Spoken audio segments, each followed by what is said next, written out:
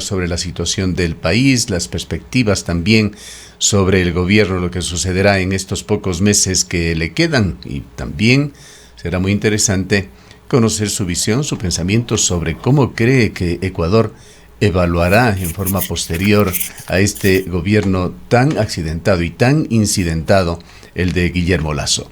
Le damos la bienvenida. Empecemos con su análisis sobre lo que sucedió en esta sorpresiva primera vuelta electoral que nos ha dejado ya en la ruta una definición que será a mediados de octubre. Gracias, buenos días. Un saludo afectuoso para ustedes y para todos quienes están sintonizando este momento. Bueno, como todos los ecuatorianos, expectante por la llegada de la fase final de este proceso de elecciones anticipadas 2023. No es menor pensar que los procesos electorales se realizaron en tiempos acelerados y que todas las fases del proceso electoral tuvieron que tener este tipo de hitos en 15 días y menos y espacios muy cortos para la preparación desde las primarias en las organizaciones políticas. Si miramos hacia atrás, desde la inscripción de candidaturas, la inscripción de alianzas, luego la campaña en sí misma, las elecciones, un proceso que estuvo marcado por acontecimientos tristes, dolorosos, en donde se manchó. Yo considero que se mancharon las elecciones con eventos y con crímenes que se cometieron contra los candidatos y que van a tener que continuarse investigando, conmovida por todos estos hechos. Pero también, como todos los ecuatorianos, y así empecé mi intervención, con ilusión de que vengan cambios, de que se dé un nuevo gobierno que pueda sintonizar y conectar con las necesidades de todos los ecuatorianos. Empecemos por algo un tanto personal. Le pregunto, ¿cómo se siente usted en cuanto a haber sido parte del gobierno? En esta misma semana, en los últimos 3 días, tendríamos que decirlo, en un diálogo con el prefecto provincial de El Azuay, él en sus declaraciones decían: ya no espero nada de este gobierno, solamente espero que se vaya. Pero del prefecto podría entenderse quizá esto sabiendo también que es un prefecto del correísmo, pero otra declaración que la transmitimos la noche de ayer con un experto en seguridad del IAEN, sin duda bastante más neutral en el ámbito de la política. Él decía: muchísimos ecuatorianos, hablando del tema de seguridad, solamente esperan que termine este gobierno, lo esperan con ansias. Hay una visión un tanto generalizada en este sentido de que Guillermo Lasso perdió oportunidades de oro en varios temas y defraudó en consecuencia a quienes votaron por él. De allí viene la pregunta: ¿cómo se ha sentido usted? ¿Cómo ha evaluado desde el interior del gobierno, en esa etapa en la cual usted estuvo junto a Guillermo Lasso, lo que se hizo y lo que se dejó de hacer? Bueno, desconozco las declaraciones a las que se está refiriendo, pero sí, igual soy muy respetuosa con ese tipo de afirmaciones. Desde el Ministerio de Gobierno, durante mi gestión, desde el Viceministerio, de forma concreta, realizamos una coordinación extraordinaria con más de 700 tenencias políticas en todo el país, con más de 780 jefaturas políticas, más de 700 tenencias políticas a nivel nacional, con nuestros 23 gobernadores en todas las provincias completamente sintonizados con el trabajo que se coordinaba desde el Ministerio de Gobierno. Tuve la oportunidad de trabajar y también de participar de forma activa en el desarrollo de las mesas de diálogo, que considero que fue un proceso completamente exitoso y que mientras se mantuvo la metodología tanto de implementación como de seguimiento, pudo enlazar y pudo cohesionar las necesidades de ecuatorianos de varios puntos del país. Recordemos que con la suscripción de la paz, el 30 de junio, ya se cumplió un año de este acontecimiento histórico. Pudimos nosotros llevar a la mesa un conflicto que se había prolongado y justamente poner en el mismo espacio autoridades de primer nivel, a ministros, a viceministros, a subsecretarios, con la gente, transformando justamente las necesidades e implementando, llevando en el proceso paso a paso a lo que significa la implementación de la política pública. Creo que un acontecimiento único y una experiencia completamente enriquecedora, no solo para mí, sino para todo el equipo y para todos los ecuatorianos. Ahora, el gobierno de Guillermo Lasso, a más de lo que le señalaba a usted, los criterios que existen en diversos órdenes de actividad, en lo fundamental, y esto tiene que ver muy de cerca con el Ministerio de Gobierno, tuvo altísimos problemas en cuanto a gobernabilidad, en materia de seguridad, en institucionalidad, en una adecuada articulación con otros poderes o funciones del Estado, que quizá tuvieron su momento más culminante con la muerte cruzada, que podría ser interpretada también como una declaración del fracaso en cuanto a esta articulación con otras funciones del Estado? Bueno, primero, es una gran pregunta, y es un contexto importante. Bueno, el Ministerio de Gobierno, recordemos que a partir de la decisión que se dio en el 2022 ya no tiene la competencia de seguridad. Eso en primera instancia. Número dos, cuando se dio el 17 de mayo del 2023 el decreto para disolver la Asamblea y para convocar elecciones anticipadas, yo ya no estaba en la cartera, pero sin embargo comprendo la pregunta respecto a la complejidad que tiene nuestro país, una complejidad y con problemas que vienen siendo heredados de muchísimo tiempo y que tienen que ser efectivamente tratados. ¿A qué nos referimos? Y yo creo que usted ha dicho cosas muy importantes. Relaciones con la Asamblea, el gran reto que tendrá el nuevo presidente. Quien dirija Carondelet a partir, espero que desde diciembre de este año, porque ya vimos que las elecciones, la segunda vuelta va a ser el 15 de octubre, hasta que se proclamen resultados y hasta que efectivamente se dé el cambio de mando presidencial, probablemente sea el principal reto. Y creo que una de las grandes lecciones que se deben aprender desde este gobierno es que no es sencillo gobernar con un bloque tan pequeño como se lo hizo en este periodo de 12 asambleístas. Así que quien llegue a la Asamblea tendrá que establecer y comprender la necesidad de llegar a grandes acuerdos nacionales de gobernabilidad para poder implementar las leyes que se proponen en los planes de gobierno de los señores candidatos, para poder llevar a cabo las políticas públicas que tanto se desea, para poder implementar cambios concretos desde el Ejecutivo, tiene que trabajarse de manera directa con la función legislativa. Otro de los aspectos, continuar el trabajo, me preocupa muchísimo y tal vez por ahí va su primera pregunta. Me preocupa muchísimo que el tema de las mesas de diálogo esté suspendido. Fue una iniciativa muy, muy importante que creo que debe retomarse. Y hago votos porque la nueva presidenta o presidente de la República, quienes asuman esas delicadas funciones, ese noble compromiso, puedan reconsiderar el restablecer las mesas de diálogo, porque a través de ese lugar se podía, como lo dije, sentar y llevar a las mesas el conflicto social y poder avanzar en las grandes necesidades que tiene el país, en las grandes deudas. En las mesas de diálogo el proceso era bastante interesante. Se llevaban al lugar y a la cita, en la convocatoria, las necesidades de los grupos, de las organizaciones sociales. Iban los ministerios, iba el equipo técnico, se veía si esto ya se estaba realizando en una de las carteras de Estado, y si no se estaba realizando, pues se evaluaba por qué no. Se veía si esto estaba considerado en el presupuesto. Era un ejercicio interesantísimo que creo que puede ser una gran oportunidad para que se retome y poder trabajar en esa cohesión social, en esa reconciliación nacional que tanta falta nos hace. ¿Considera usted, por tanto, que esto de las mesas de diálogo no fueron un asunto de los sectores sociales con el gobierno de Guillermo Lasso? Es un asunto de los sectores sociales con el Estado ecuatoriano y deben tener continuidad. Por supuesto, es una gran afirmación, de ninguna manera. Y una de las premisas que se llevó a cabo en el marco de las mesas de diálogo era que no se iba en ese momento a acordar o a crear política pública para un sector específico o para una organización social que, por muy respetable que sea, no representaba a la colectividad. Cualquier decisión que se tomaba en las mesas de diálogo tenía que ser pensada con sentido nacional y pensar en todos los ecuatorianos, en todos los hombres y mujeres que integran el país. Tomemos una de las aristas de esto que podríamos considerar otro de los fracasos del gobierno de Guillermo Lasso, el de las mesas de diálogo. Vayamos a un tema que fue clave, que fue de alguna manera origen y también fin de todas estas protestas que se iniciaron allá en junio del 2019 y tuvieron su continuación en octubre del 2022. Me refiero a la focalización del precio de los combustibles, tema clave. Recordemos que hubo protestas ya en el anterior gobierno cuando los sectores sociales se levantaron en contra de Lenín Moreno por una elevación que se intentó hacer en el precio de los combustibles que tuvo que retractarse. Y luego vino más bien todo un proceso que convirtió a los sectores sociales, a la poderosa CONAIE, en quienes exigían que el gobierno dé ese paso, que focalice el precio de los combustibles. Es decir, los sectores que más se han opuesto a que se tome esta medida dolorosa pero necesaria para el Ecuador, lo apoyaban para que se haga.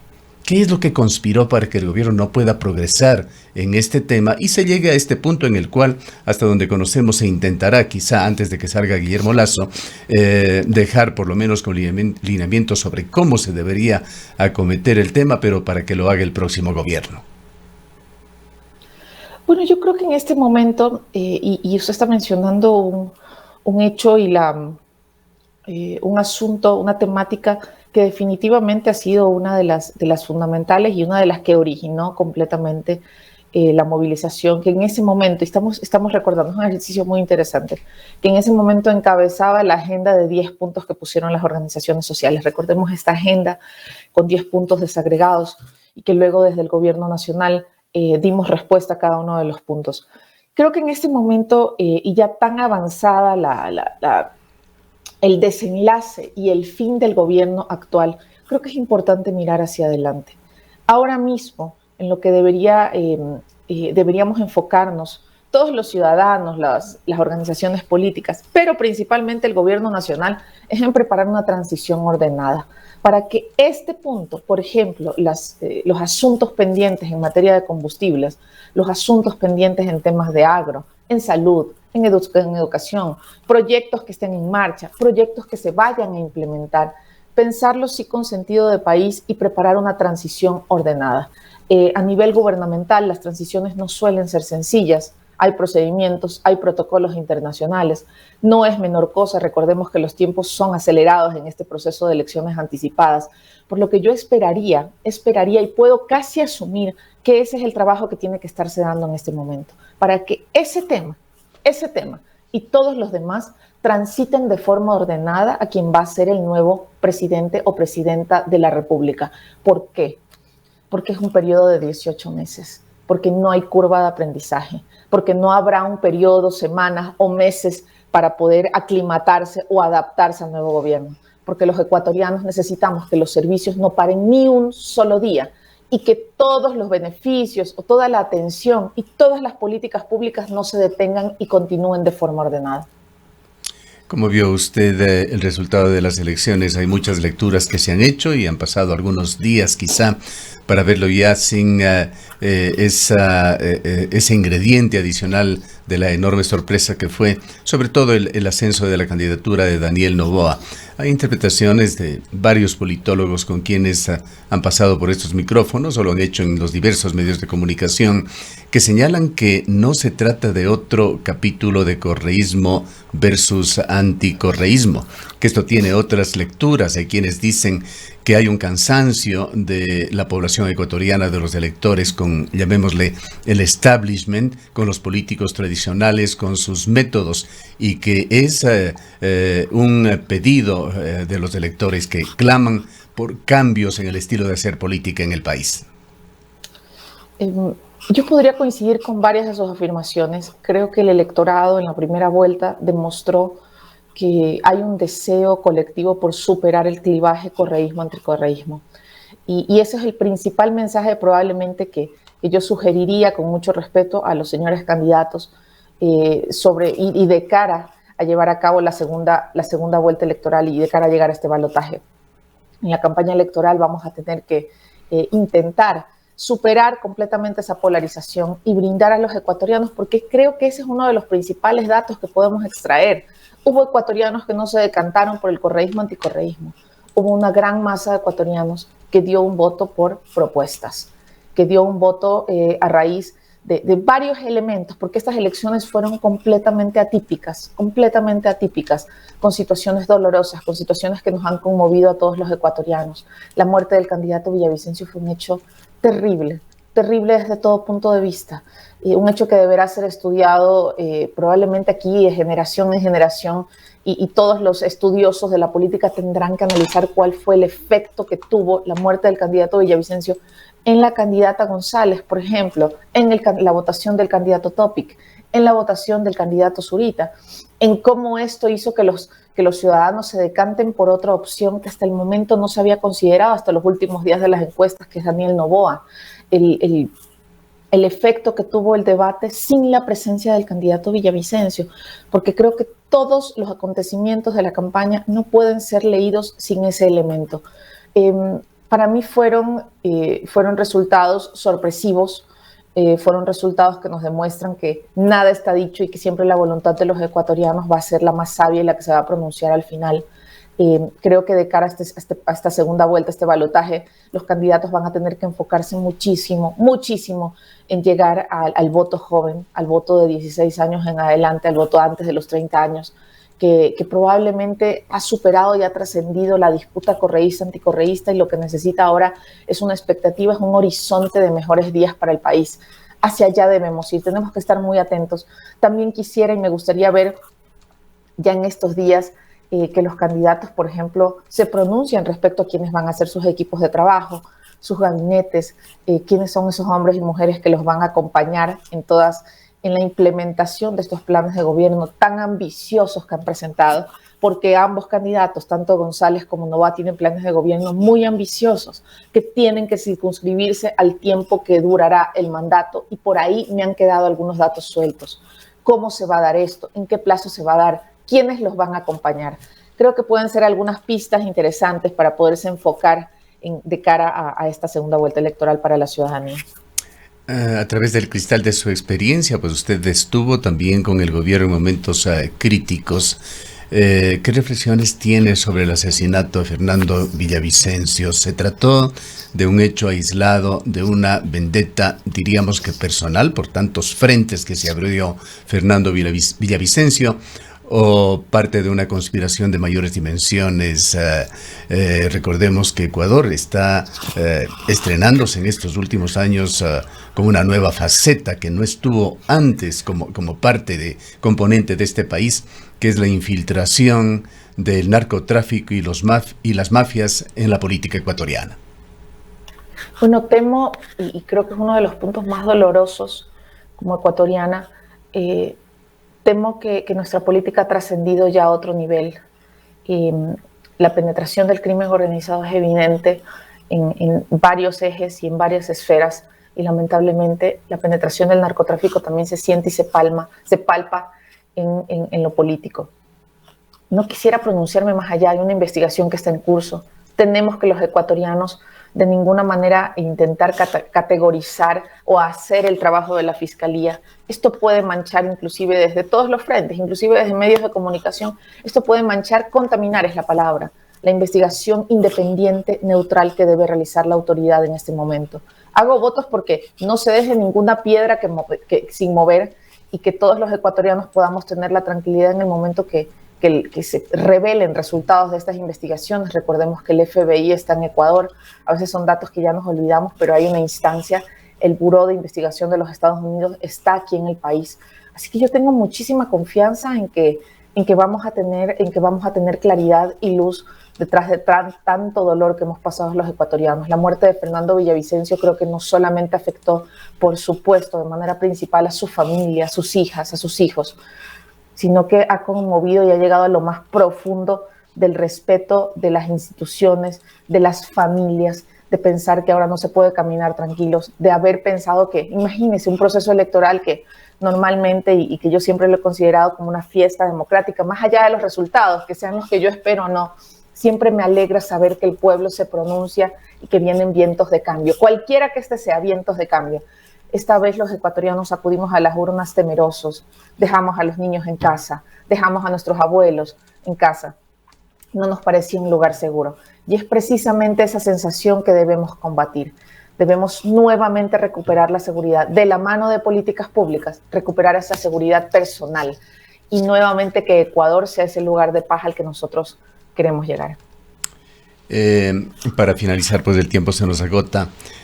Quisiera preguntarle a usted aspectos positivos y negativos que haya visto del gobierno de Guillermo Lasso. Si me permite una opinión personal, yo rescataría en lo positivo un relajamiento en cuanto al tema de libertad de expresión, aunque hay quienes no opinan lo mismo, el caso de Anderson Boscan, por ejemplo. Pero aquí en el Austro ha habido una enorme decepción con respecto al gobierno de Guillermo Lasso por cuestiones del día a día que afectan a los ciudadanos. Hemos visto un centralismo exacerbado, omisión por parte del gobierno sin dar importancia a consultas populares, incluso que se han dado aquí en la provincia de La Suay en defensa del agua. El gobierno ha estado en contra corriente en estos temas, impulsando los proyectos mineros con altísimo riesgo para afectar las fuentes de agua aquí en la provincia de La Suay. La situación vial, que es una realidad, un verdadero desastre aquí en la provincia de La Suay, que no ha podido ser solucionado por el gobierno de Guillermo Lasso, y a esto se han sumado una serie de promesas incumplidas por parte del gobierno durante la campaña electoral, por parte del presidente durante la campaña electoral. Pero aquí lo importante es su opinión. Cuéntenos su visión sobre aspectos positivos y negativos del gobierno, y si es que en lo positivo algo más podrá plasmar Guillermo Lasso en estos 3 meses que le quedan.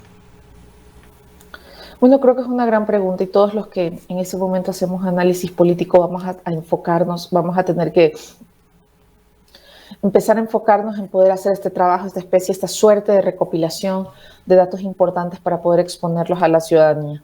Algunos hitos importantes que no podemos obviar: el plan de vacunación que se dio al inicio, en donde había caos y en donde los ciudadanos tuvimos muchísimo temor, y se realizó una gestión importante.